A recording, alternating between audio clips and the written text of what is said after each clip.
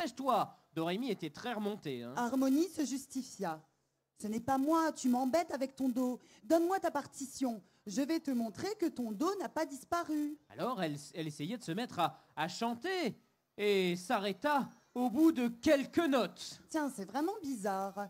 Tu as raison, je n'arrive pas à chanter ta partition. Mélodie arriva à ce moment et reprocha à ses amis de se chamailler de nouveau. Oui, mais cette fois, si c'est pour une bonne raison, répondit Harmonie. Oui, nos dos ont disparu. Allons, allons, calmez-vous, tempéra Mélodie. Je vais sortir mes partitions et vous montrer que le dos n'a pas disparu. C'est carrément impossible. On n'a jamais vu ça sur la planète Pop. Cependant, en sortant sa partition, elle fut dans l'obligation de s'apercevoir que la note do avait bel et bien disparu. Quelqu'un nous a volé la note do, cria Do. Harmonie. Dorémy pensait avoir la solution. Ça ne peut être que les autres planètes de la galaxie Zikmu. Elles savent très bien que nos musiques font des tubes sur la planète Terre. Mélodie n'y croyait guère et la suite des événements lui donna raison. En effet, 2 habitants des planètes musicales avoisinantes firent leur entrée. Nous n'avons plus de do sur la planète Disco, dit le premier. Nous avons perdu le fa sur la planète Opéra, dit le second. C'est vous qui nous avez volés, accusèrent les 2 personnages. L'un des habitants de la planète Disco se fit conciliant. Ce n'est pas grave, après tout, ce n'est que le do dièse et le fa dièse. Nous pouvons continuer à écrire. Mais soyons vigilants pour que cela ne se reproduise pas, sinon nous sommes perdus. S'appuyant sur cette note d'optimisme, ils se quittèrent tous en espérant que la situation ne s'aggrave guère. Toutefois, malgré tout l'optimisme dont ils faisaient preuve, les choses n'allaient pas en s'améliorant. Car la nuit tombée, voilà ce qui se déroulait.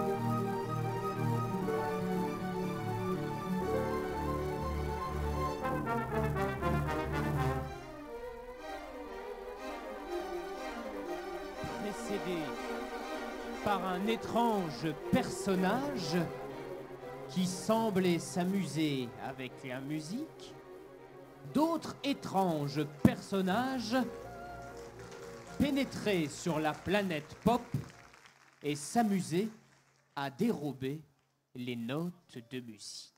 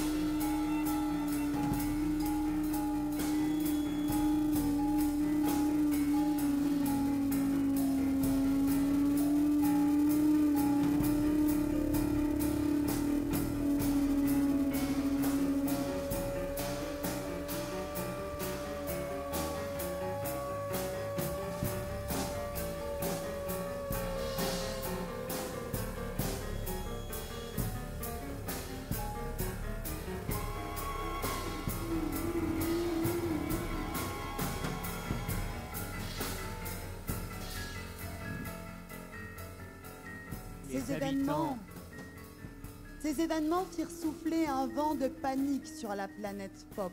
En effet, les habitants s'aperçurent que les notes avaient disparu. Ils décidèrent de réunir le Grand Conseil. Et Chers amis, l'heure est grave. Le Grand Conseil était réuni. Et le président du Conseil était très en colère quand il prit la parole. Il ne nous reste qu'une seule note. Si elle disparaît de notre monde, nous sommes perdus. Et la planète Terre vivra sans musique. Les terriens plongeront alors dans le chaos total. Qui nous les a volés? S'interrogea Harmonie. Qui? Ou peut-être quoi? Ajouta Dorémy. Les théories les plus folles fusaient. On évoqua une catastrophe naturelle, une tornade qui avait tout emporté. Un autre habitant lança que les notes étaient peut-être tout simplement périmées. La théorie la plus saugrenue qui fut lancée était celle qui disait que les notes avaient fondu avec la hausse des températures de ces derniers jours. Mais le président du conseil fit cesser ces supputations. Qu'est-ce que c'est que ces boniments? Ce n'est pas ça le plus important pour l'instant. Ressaisissez-vous. Il faut trouver une solution afin de protéger le La. La note La est la dernière qu'il nous reste. Et il faut retrouver les autres notes de musique. Il ajouta: Je tiens de mon grand-père une carte de la galaxie Zikmu. Elle pourra peut-être nous donner des informations. Je me rappelle qu'il m'avait parlé d'une légende à propos d'une planète lointaine. Les autres étaient suspendus à ces paroles. Il y a 10 lunes, de sombres habitants sont venus de la planète classique pour demander d'arrêter tout de suite le brouhaha incessant. S'ils n'arrêtaient pas, dans ce cas, la censure s'abattrait sur toutes les planètes de la galaxie. Je pense, chers amis, que ce jour est arrivé. La planète censure veut faire régner le silence dans toute la galaxie. Les membres du conseil décidèrent de tous veiller jour et nuit pour surveiller la dernière note de musique. Et pendant ce temps, sur la planète censure, d'autres personnages s'amusaient beaucoup plus. Le président du Grand Conseil avait vu juste. Les habitants de la planète censure étaient bien les coupables. Sur leur triste planète régnait une malsaine effervescence. Le premier d'entre eux était Silence. Il se plaignait comme à son habitude. Oh, le bruit, ça donne mal aux oreilles. C'est énervant et ça ne sert à rien. Le pire, c'est la musique. C'est lancinant. Ajouta son chef, Mute. Nous, ce qu'on aime, c'est le silence. Un monde sans bruit, un monde sans musique, un monde sans parole. Quel bonheur. Vous n'êtes pas d'accord? Chut. Silence ajouta: Eh, chef, je ne veux pas vous déranger, mais il manque encore une note de musique pour être tranquille. Cela rendit Mute encore plus bougon qu'à l'accoutumée. Ah oui, c'est vrai. J'avais oublié. Mon rêve m'a dévié de notre chemin. Mais comment faire pour avoir cette dernière note? Soupire, une autre habitante dit: Moi, j'ai une idée, chef. Mais je ne sais pas si vous allez être d'accord. Chantons-leur une berceuse. Mute et Silence eurent une réaction unanime à cette suggestion de Soupir. Non. Quelle horreur! Burk, chantez! Mais Soupir insista. Si nous écrivons une berceuse avec les notes que nous avons, ils vont s'endormir. Et s'ils s'endorment, ils ne veilleront plus sur la note et hop! Mute, après un instant de réflexion, répondit: Ah, mais oui! Quelle brillante idée! Quelle brillante idée je viens d'avoir! Créer une berceuse, je suis génial!